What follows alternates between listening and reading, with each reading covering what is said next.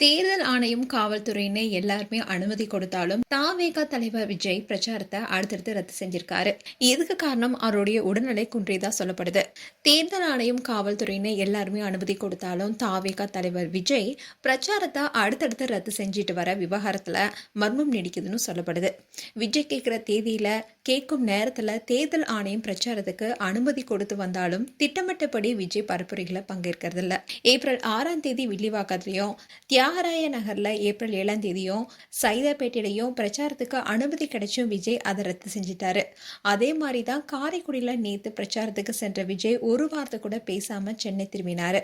இப்படி இருக்க சொல்லதான் கடலூர்ல நடைபெற இருந்த பிரச்சாரமும் ரத்து செய்யப்பட்டுச்சு. கடலூர்ல விஜய்க்கு அனுமதி கொடுத்ததுனாலதான் துணை முதலமைச்சர் உதயநிதியுடைய பரப்புரைக்கு கூட அனுமதி மறுக்கப்பட்டுச்சு.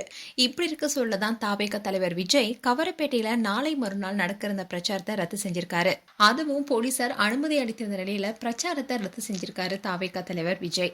அதோட விஜயுடைய 13ஆம் தேதி பிரச்சாரமும் ரத்து செய்யப்பட்டிருக்கு. இதுக்கு காரணம் காரைக்குடிக்கு சென்றிருந்தப்போ அவருக்கு உடல்நிலை பிரச்சனை ஏற்பட்டதா கூறப்படுது. இதனாலேயே விஜய் இப்ப பிரச்சாரத்தை திடீர்னு ரத்து செஞ்சிருக்காரு. அதோட இதை பார்த்த நெட்டிசன்கள்லாம் என்ன சொல்லிட்டு வராங்கன்னா, அவரு பிரச்சாரம் செய்யக்கூடிய நேரம் எல்லாமே மதிய நேரமா கொடுக்குறாங்க. அதுவும் அவரு 1 மணி நேரமோ இல்ல 2 மணி நேரமோ பயணிக்கிறது இல்ல. அவரு பல மணி நேரமா வெயிலே நின்றுட்டு வராரு. இதனால அவருக்கு உடல்நல பிரச்சனை ஏற்படதான் செய்யும். அதுவும் இவருக்கு பிரச்சாரம் கொடுக்கக்கூடிய நேரத்தை மாலையில கொடுத்தா அவருக்கு இது போன்ற தொந்தரவு ஏற்பட்டிருக்காதுன்னு பலரும் கருத்து தெரிவிச்சுட்டு வராங்க. அதோட மீண்டும் இவர் குணம் பெற்று மீண்டும் பிரச்சாரத்தை தொடங்கணும்னு பலருடைய எதிர்பார்ப்பா இருக்கு. மேலும் இது போன்ற வீடியோஸை பார்க்க நியூஸ் தமிழ் கிட்ஸ் எல்லாம் சப்ஸ்கிரைப் பண்ணுங்க. மறக்காம நோட்டிபிகேஷன் பட்டனை கிளிக் பண்ணுங்க.